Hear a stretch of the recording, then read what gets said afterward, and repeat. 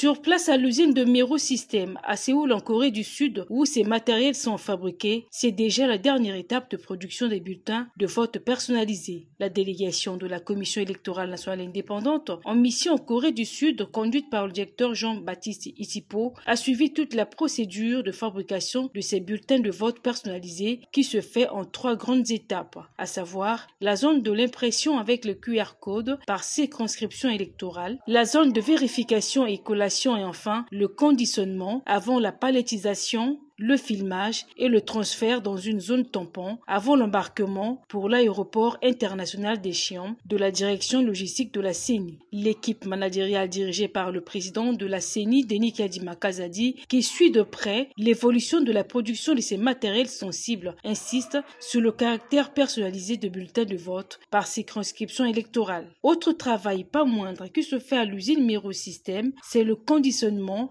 des bulletins de vote personnalisés avec des étiquettes spécifiques et la mise en plastique pour éviter tout désagrément dû aux intempéries. Avant d'être empaqueté, chaque lot de bulletins de vote est minutieusement vérifié par une équipe d'experts qui s'assure que le QR code correspond réellement à ce qui est sur le paquet du bulletin. Ainsi, s'ensuivra l'étape de la mise en carton. Chaque carton contient précisément 15 paquets de 250 bulletins de vote. À l'étape de la palettisation des cartons de bulletins de vote, la page de couverture qui facilite la distribution indique le hub logistique principal, la province, la circonscription électorale, le nombre de bulletins de vote à l'intérieur, une carte d'initialisation du DEV, une carte d'ouverture, une carte de transmission et une carte de clôture de vote. Sachez que la base d'une palette de bulletins de vote est de 32 cartons. Toutefois, une palette peut contenir 1 ou 2 cartons. Ces palettes, une fois filmées, sont directement transférées à une zone tampon avant l'embarquement pour l'aéroport, direction la République démocratique du Congo. Il faut noter que les élections du 20 décembre 2023 sont irréversibles et que la centrale électorale ne ménage aucun effort pour la réussite